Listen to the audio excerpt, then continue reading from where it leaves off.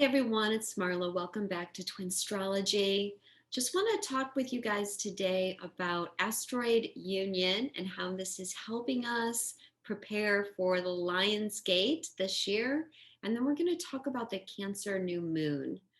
So let's talk about union first. I'm recording this on June 27th.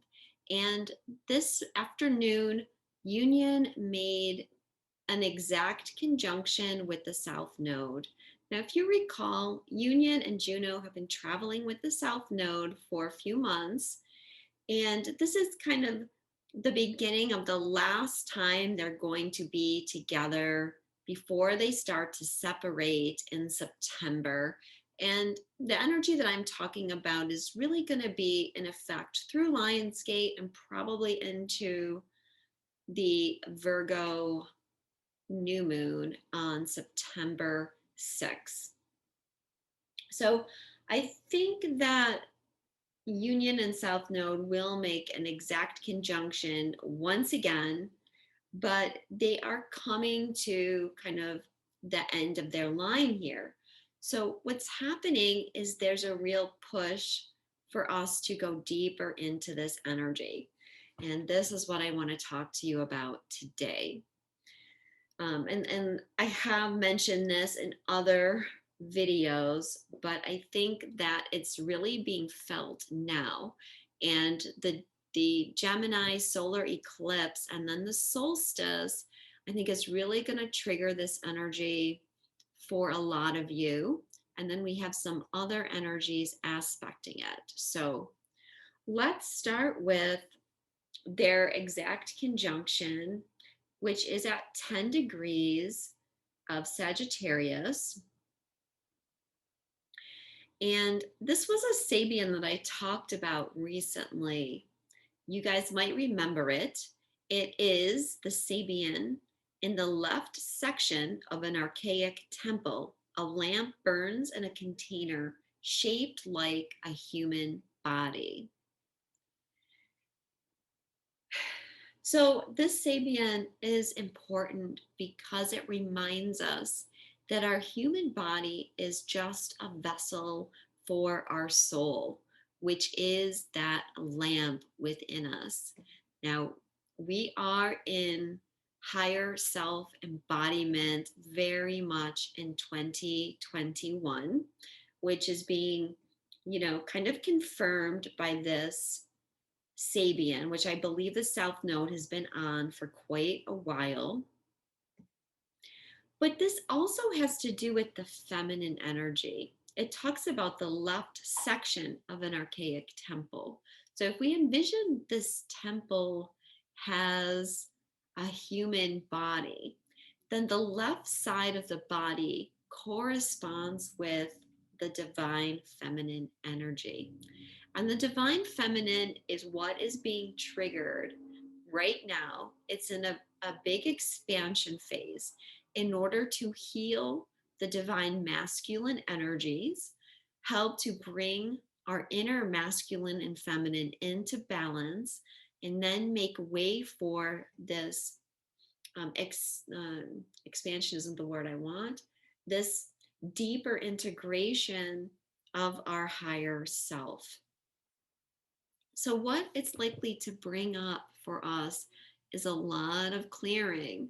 So, many of you might be going through triggers. Some of those triggers started a few weeks ago, and some of you will be getting triggers, and what those triggers are going to depend on where you are in your journey.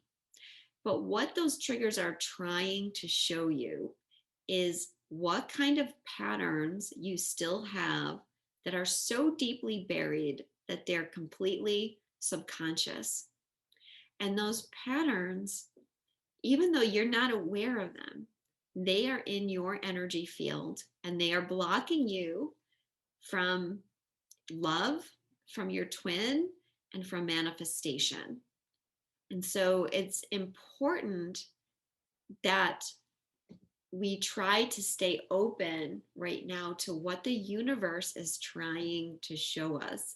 It's not trying to harm us, but it's trying to shake us awake so that we can see that we still have these fears, these patterns, and therefore we're limiting ourselves a lot. And so we need to let this go. So, one of the things that we're doing is releasing some of our ego with what is happening with this transit. And remember, our ego, if we think about our ego, we think about how this is happening in Sagittarius, which is connected to our belief systems. A lot of what our ego fears has to do with belief systems, but these belief systems that are often not accurate. But the belief and the fears have gone hand in hand for so long that we don't actually see that. But by letting go of the ego, we begin to see how the connected belief system was thereby blocking us. In some ways, we're letting go of some of our human aspects to make way for this higher self embodiment. Our higher self, remember, it's not fearful. It's not as judgmental as our ego. When we let our higher self rule us, we tend to be able to tune into the truth rather than our ego, which is more likely to believe in a truth that goes along with whatever the fear is or whatever the ego is trying to hide from. And this, in turn, is healing our divine masculine. Because as we become aware of these aspects, very often those aspects are going to be connected to our divine masculine energy, whether it's coming from our mental body or whether it's coming from our defense system, whether it's coming from a need to control, a need to be right. These are these old kind of patriarchal masculine energies that we're looking to let go of now. So when we can witness them within ourselves, then we let the divine feminine take over. And what I'm seeing is it's like the divine feminine energy completely encapsulates this masculine energy, and through unconditional love dissolves it, if that makes sense. And it's very healing to both the masculine and feminine. Basically, it's like we have to become aware right now that both twins are running. And that might be hard for some of you who, you have done a lot of work and you may be questioning, how you could still possibly be running. But think about all the baggage that we have from multiple lifetimes, hundreds, perhaps thousands of lifetimes, and different archetypes that we're carrying, and different patterns, just different experiences that we have had. And it takes more than a couple years to work through those. Creating that balance of the masculine and feminine within is by witnessing where we're still carrying fear and love that part of us, not judging that part of us, but acknowledging that there were circumstances that created the fear, and still allowing for the fact that it's okay to let that go in this time period, that we don't have to stay stuck in the past, even if it was just this past life and it seems so fresh. We can still work through those and heal them. but it's about seeing ourselves with unconditional love. When we can do that, we can see others in unconditional love. But when we have these patterns that aren't conscious within us, there's always the possibility that we're projecting them. And I think that as you work through these energies, what's likely to happen is you begin to stop projecting those things on your twin. So say for example, if you want to be angry at your twin, it begins to get harder and harder for you to maintain that anger the more that you embody that love and embody your higher self, because it's really just about forgiveness. And you begin to realize that, oh, I was projecting that onto my twin. I was creating expectations there. I was transferring this old pattern from my childhood onto my twin when they weren't really doing that. So, and of course, it doesn't have to be your twin, but you might be experiencing that with whatever your partner is in this life, or a family member, or um, friends as well. But we need to heal these parts of us so that once again we're getting ready to jump instead of being fearful, instead of that back and forth energy, instead of being in a place of distrust. We have so much love, so much faith that when opportunity arises, we just jump, we just go with it. And we're not continuing to be attached to these old patterns. I don't know exactly how this is going to come about, but I do know that this is really important energy, and we're getting so close to really manifesting a lot of things. And they don't want us to be fearful when we actually start getting the things that we want. So let's clear these things out now.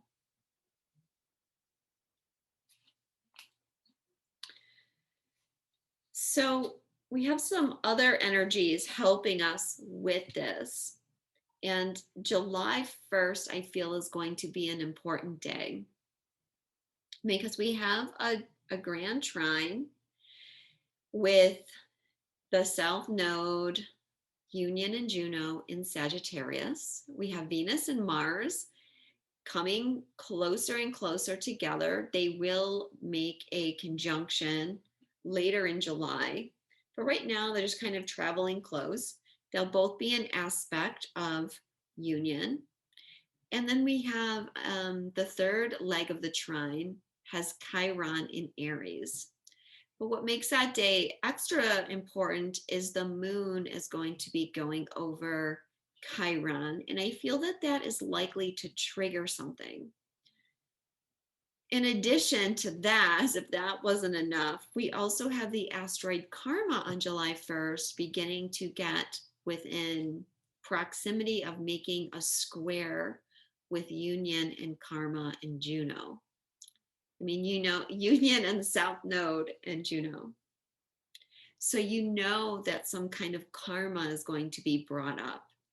And if you have planets around those degrees, I would say from maybe, oh, I don't know, 8 or 9 degrees to 13, 14 degrees of the mutable signs, especially, which is Juno. Okay, can I, I'm having trouble today. Not Juno, Gemini, Virgo, Sagittarius, and Pisces. Or if you have something hitting that trine in the fire signs, Aries, Leo, or Sagittarius, you might feel something especially coming up. Now, Chiron and the moon that day are going to be on the Sabian symbol. A bomb safely hidden fails to explode. So I feel like that could bring up some repressed emotions. And likely those repressed emotions are going to be around whatever relationship issue is coming up for you and whoever that is with. For some of you as well, it could relate to kind of a general feminine energy where in past lives the feminine was repressed as far as not being able to be emotional or to speak out, to have her own thoughts. Very often, divine feminine was subject to the whims of her husband, and she wasn't allowed to even disagree with what that was. Now, on the masculine side, if your healing is taking more of the masculine arm of this, it might be something that's coming up about how you've not been able to express your emotions because of this more patriarchal energy around it's not manly to be emotional. But considering we're dealing with a moon Chiron conjunction and we have the sun in Cancer as well, it could be an emotional time for us around that date and heading into the new moon. But Venus and Mars, yeah, they'll be within a few degrees of each other. And this is helping us create that inner balance of the masculine and feminine and that healing energy as well. Remember, Chiron has to do with our soul wounds. Very often it has to do with abandonment and rejection, and where we're afraid to really wholeheartedly kind of give ourselves. But yeah, I don't want you all to think that it has to be something really negative that's coming up. Again, it's going to depend where you are on your journey and how much resistance there might be as far as allowing these unconscious patterns to become more conscious. But how this is relating to the Lion's Gate is, pretty much every year at the Lion's Gate, we're going through a deepening of heart activation in order to level up on our ascension path. So you can see how this is really important energy to help us clear out so that we are ready to allow our heart to expand even more. Another aspect of this too is trust.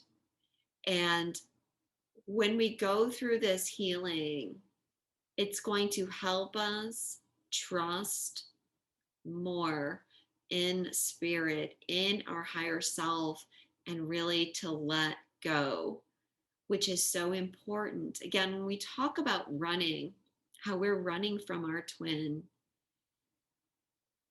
when we have too many expectations, it does create interference in the energetic connection.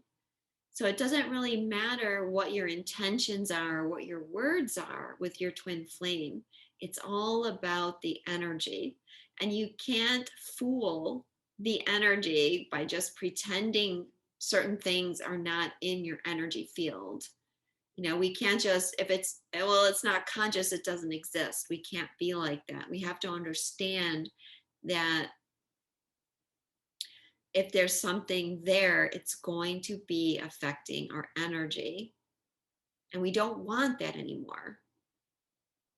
And I'm going to say, like, the last thing about this is really finding that unconditional love for ourselves and beginning to really love and appreciate ourselves and wanting to have the best relationships, like knowing that we deserve the very best relationship.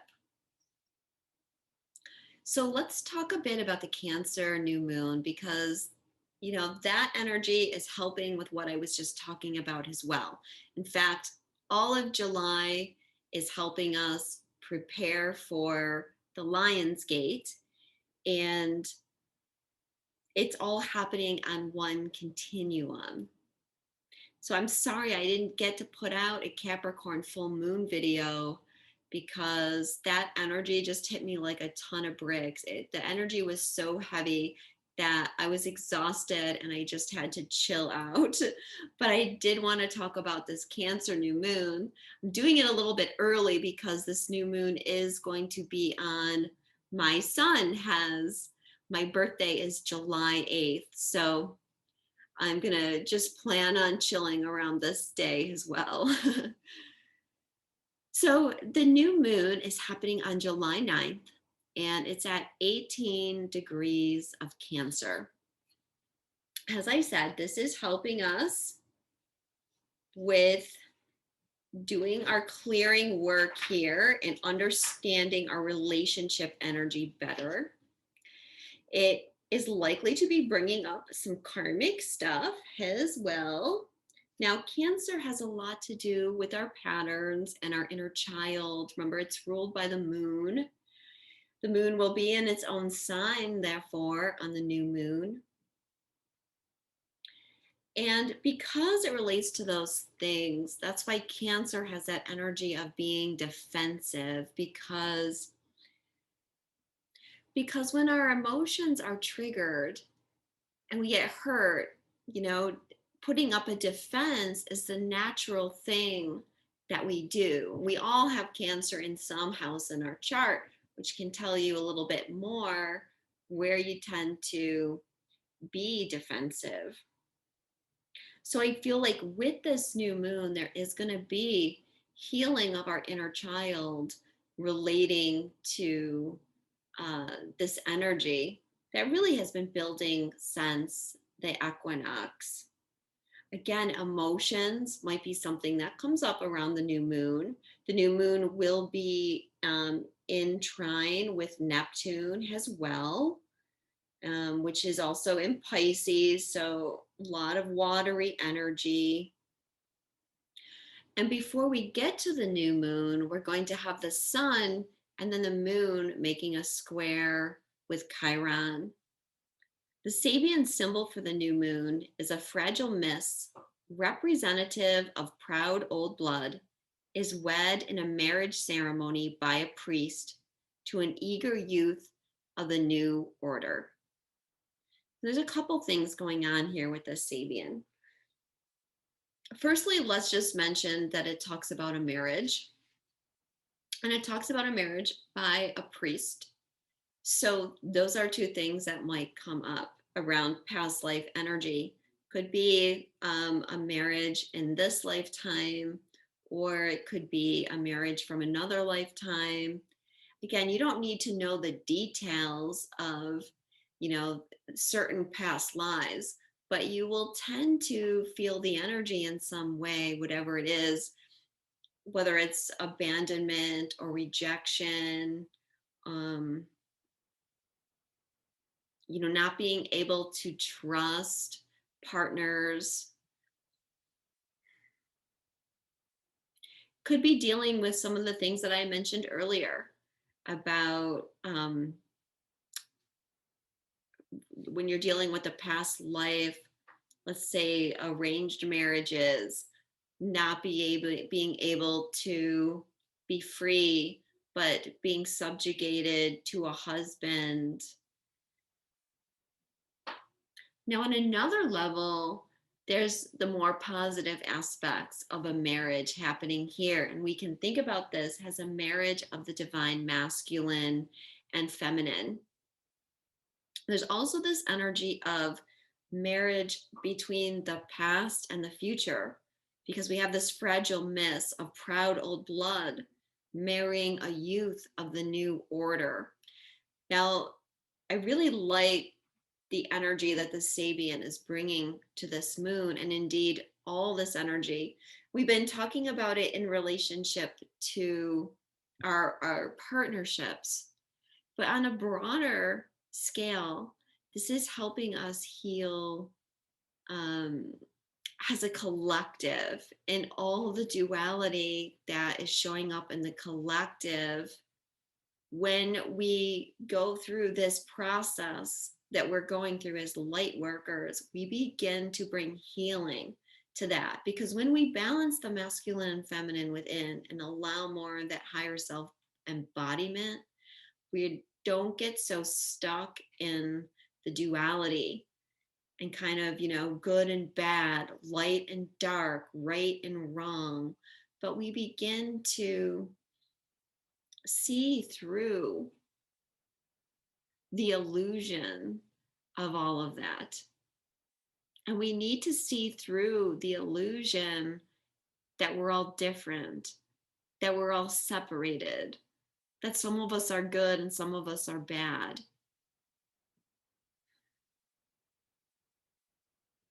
It's not to say that on some level dark doesn't exist, because we need the dark to balance the light. But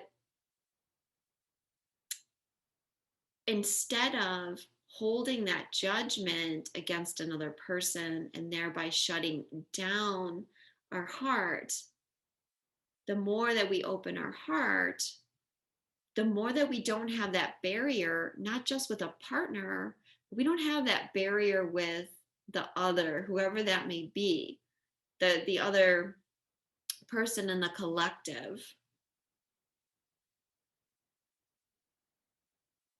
So in order for us to heal this, we need to see that that other person that holds a different view is just having the same experience we are, just taking it from a slightly different angle. And when we begin to shift that energy, that's when we bring things into balance, and we don't need to have this extreme, right? And we see this with our twin flame journeys, and that video I did saying what's happening politically is like a twin flame journey.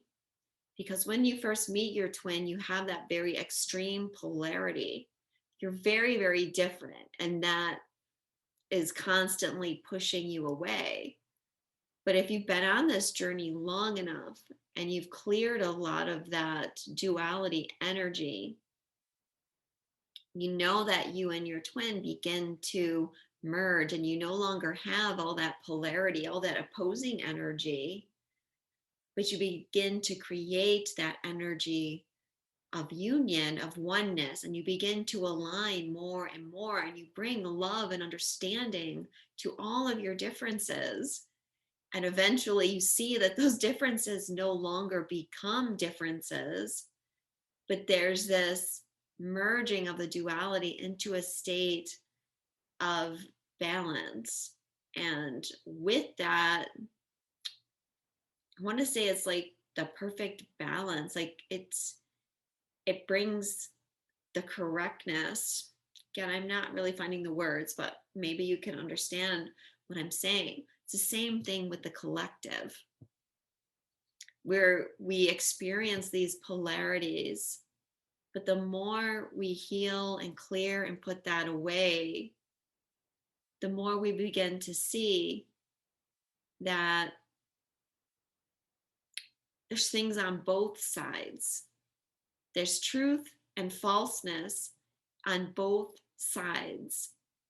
And we have to quit putting the barriers up and begin to communicate and reach across the table and reflect on how we can create balance, which is all about that Gemini Sagittarius nodal transit that we're having. Of course, that nodal transit is not going to be the end of the healing journey by any means, but because this healing of this collective consciousness is going to take years to heal, but hopefully we're getting to the point by the end of the year where we're beginning to be more open to what other people have to say.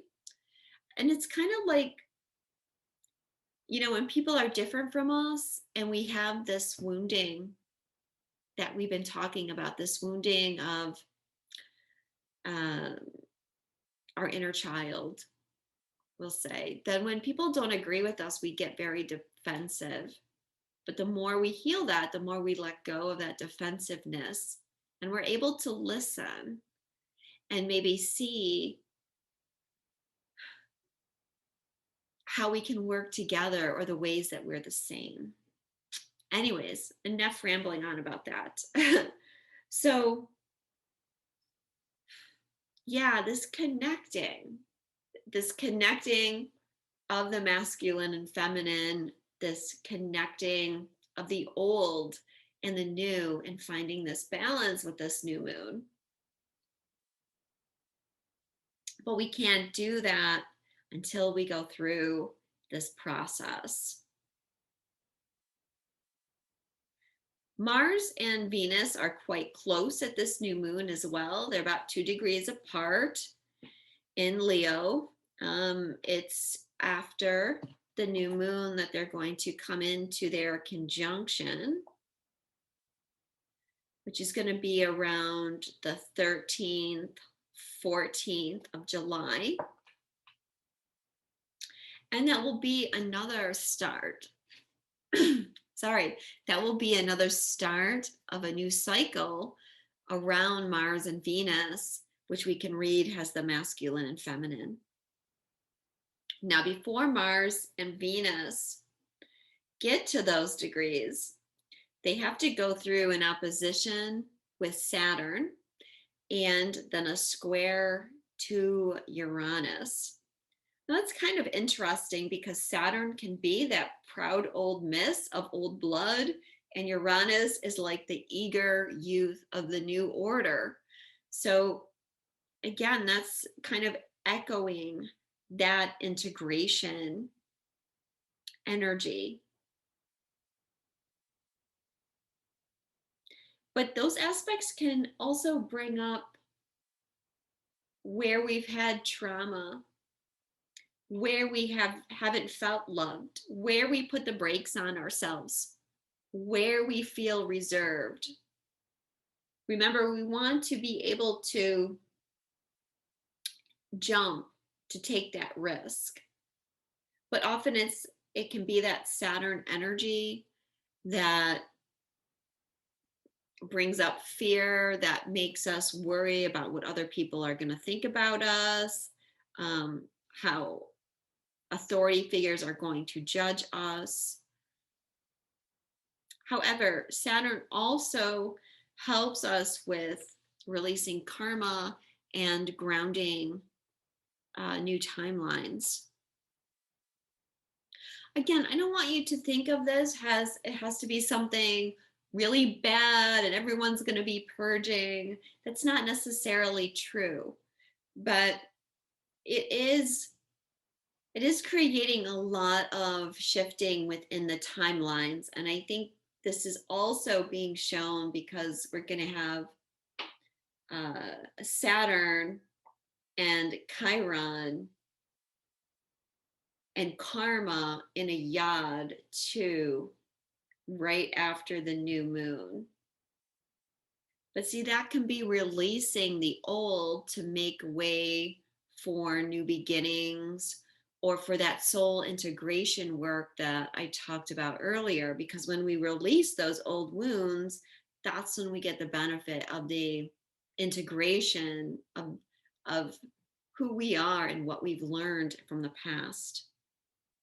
The new moon is also going to be opposing Pluto. So that's going to be activating shadow work as well. That said, I feel like there could be some turbulence coming up. Yeah, it may not even necessarily be triggers, but it's like inner conflict or insecurities being brought up around this energy. And it's like we have to hold tight. We have to hold fast to maintain control, is what I'm getting.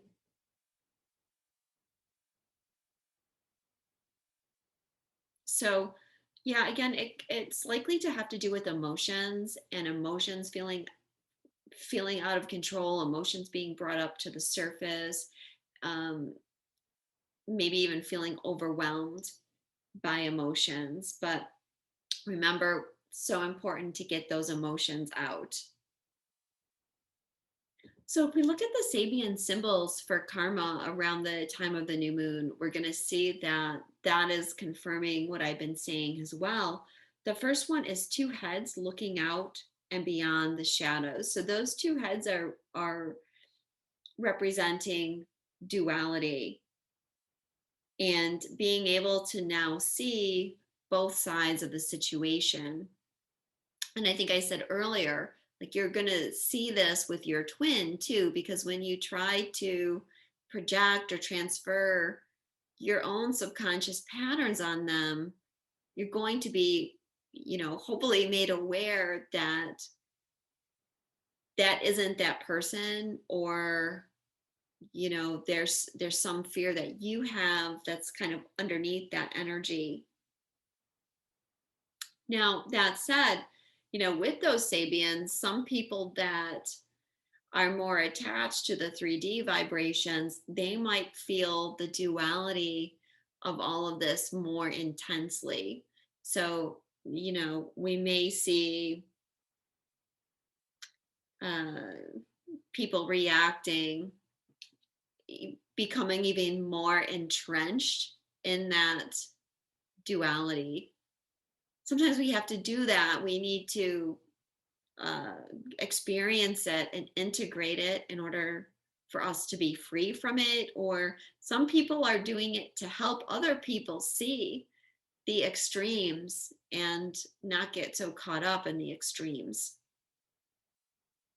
The other Sabian for when karma exactly squares the nodal axis is going to be a boy molded in his mother's aspirations for him, which goes back to not being able to be yourself, not being able to express yourself, and we can think of that not just for the feminine, but yeah, has children, perhaps in this life or other lifetimes when we weren't allowed to express ourselves, but either that old children should be seen and not heard, or maybe abusive parents or controlling parents might be another way that that comes up.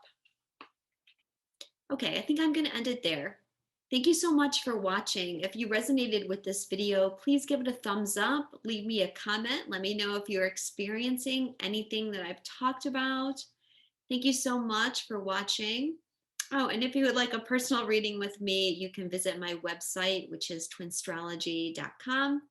Thank you guys so much. Sending you a lot of love, and I'll speak to you soon.